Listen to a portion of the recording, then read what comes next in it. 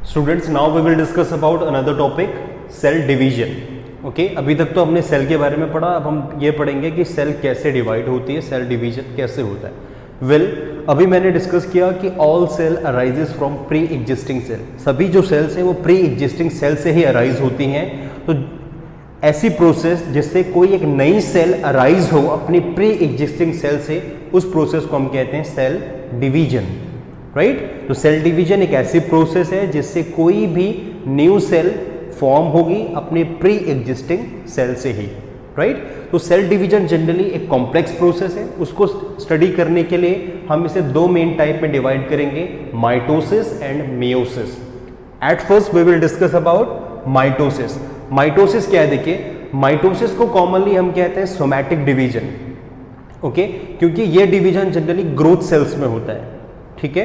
तो growth sales में division होगा तो क्या होगा? देखिए, इस डिवीजन में एक पेरेंट जो सेल है वो डिवाइड होके टू डॉटर सेल को फॉर्म करेगी, ओके। तो डिवीजन किस किस में होता है? ये डिवीजन होगा जनरली हमारी जितनी भी रीजनरेटिव सेल्स होती हैं, सोमैटिक सेल्स होती हैं, वेजिटेटिव सेल्स होती हैं, इनमें ये डिवीजन होगा। लेट्स फॉर एन एग्जाम्पल, अगर हमारी बॉडी में फॉर एग्जाम्पल हैंड में कोई कट या वुंड होता है, देन आफ्टर सम टाइम वो हील अप हो जाता है, ओके। तो हील अप होने कैसे हील अप होगा? Due to mitotic cell division. Mitotic cell division से ही हमारी जो इंजरी है या जो वुंड है, ठीक है, कोई कट है, ये हील अप होता है, ओके।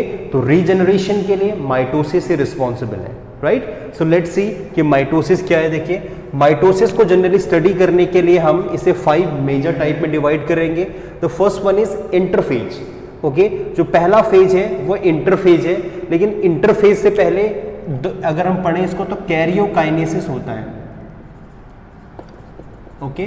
कैरियोकाइनेसिस का मतलब होगा कि इसमें कैरियो मतलब न्यूक्लियस का, काइनेसिस का मतलब डिवीजन, यहाँ पे न्यूक्लियस का डिवीजन होने वाला है अभी, ठीक है। इन सभी 5 स्टेप में न्यूक्लियस डिवाइड होगा सबसे पहले, ठीक है। तो मतलब माइटोसिस से पहले, माइटोसिस की जो पहली इनिशियल स्टार्टिंग है वो कैरियोकाइनेसिस है, मतलब इस प्रोसेस में अभी डिवीजन ऑफ न्यूक्लियस होगा, ठीक है। तो उसका जो पहला स्टेप है वो है इंटरफेज। इंटरफेज जो है वो सब जनरली कहते हैं कि रेस्टिंग फेज है। जी नहीं, रेस्टिंग फेज नहीं है, ये मोस्ट इंपॉर्टेंट मेटाबॉलिक फेज है सेल डिवीजन का, क्योंकि इस फेज में सेल अपने आप को प्रिपेयर करती है कि जिससे वो इजीली डिवाइड हो सके, ओके। तो हम इसे कह सकते हैं कि ये रेस्टिंग फेज नहीं है, ये मोस्ट इंपॉर्टेंट मेटाबॉलिक फेज है सेल का, ओके।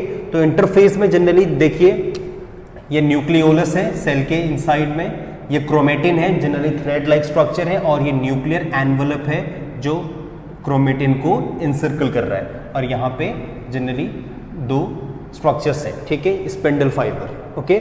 नाउ देखिए, इंटरफेज रेस्टिंग फेज है। जैसे इंटरफेज से सेल मूव होगी प्रोफेज में, अब यहाँ पे देखिए 4 डिफरेंट फेज हैं, prophase, metaphase, anaphase and telophase.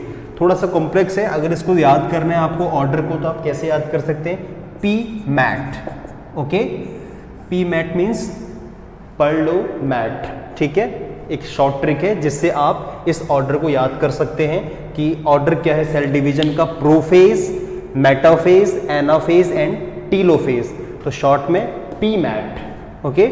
So let's start with prophase. Pro means first, ठीक है। तो ये एक्चुअल फर्स्ट फेज है सेल डिवीजन का। तो इसमें क्या होगा कि जो न्यूक्लियर एनवलप है वो धीरे धीरे डिसअपियर होना शुरू होगा, और जो क्रोमेटिन थे अब वो पेयरिंग होनी स्टार्ट होगी, मतलब वो पेयर्ड होने स्टार्ट हो। अभी तक ये इंटेंगल्ड थे, आपस में इंटेंगल्ड स्ट्रक्चर थे, अब यहाँ पे देखिए पेयरिंग होनी स्टार्ट हो चुकी है, okay. So here after that, after prophase, the next phase is metaphase. In metaphase, both these chromatids,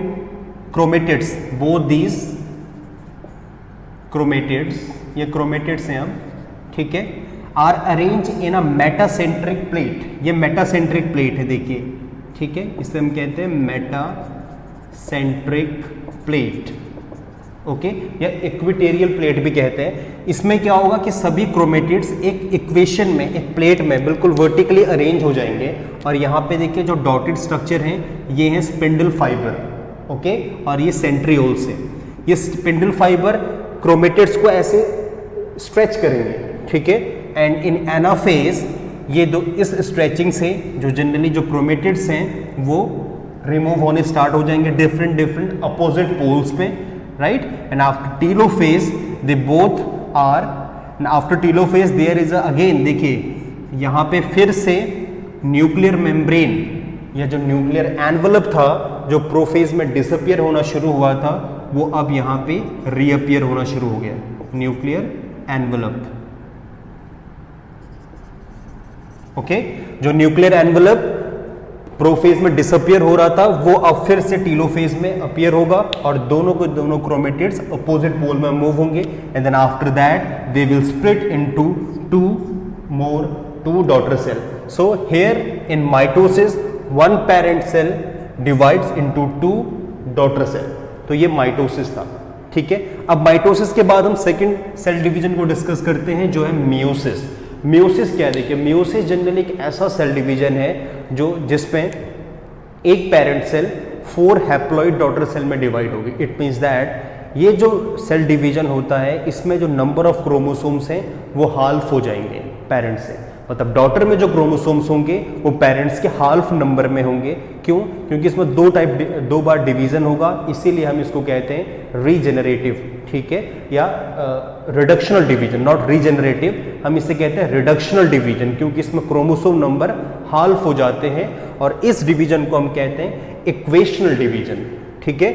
इसमें देखिए क्या होगा कि जनरली क्रोमोसोम नंबर रिड्यूस हो जाएंगे तो प्रश्न बनता है कि किसमें ये डिवीजन होगा। वेल, जितने भी रिप्रोडक्टिव सेल्स हैं, ठीक है, इनमें ये डिवीजन होगा और इसका ये फंक्शन है कि जर्म सेल या रिप्रोडक्टिव सेल्स इसी डिवीजन से फॉर्म होंगे।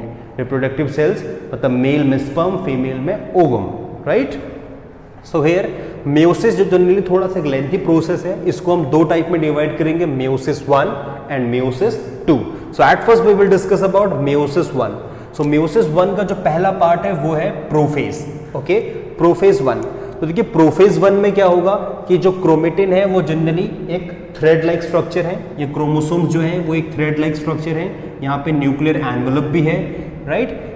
Then after prophase in metaphase both these chromatids will arrange same as ये जैसे यहाँ पे था, arrange in metacentric plate में arrange होंगे और spindle fiber इन्हें stretch करेंगे and after that in anaphase they will clump, okay, and spindle fiber stretch them, okay, and in telophase they will separate into two different structures. So here there यहाँ पे देखिए फिर से एक nuclear envelope फिर से यहाँ पे रीअपियर हो गया है जो प्रोफेज 1 में था, ठीक है। तो टीलोफेज 1 में आते आते फिर से न्यूक्लियर एनवलप रीअपियर होगा और ये फिर स्प्लिट होंगे 2 डॉटर सेल में, ठीक है।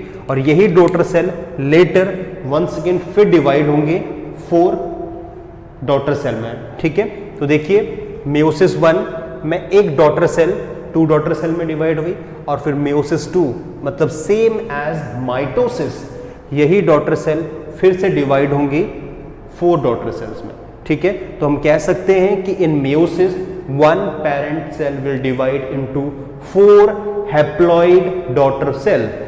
एक पेरेंट सेल जो है वो डिवाइड होकर 4 हैप्लॉइड डॉटर सेल प्रोड्यूस करेंगे। तो यहाँ पे एक पेरेंट सेल फिर अगेन 2 डॉटर सेल में फॉर्म होंगे, तो total number of haploid daughter cell will be 4, okay.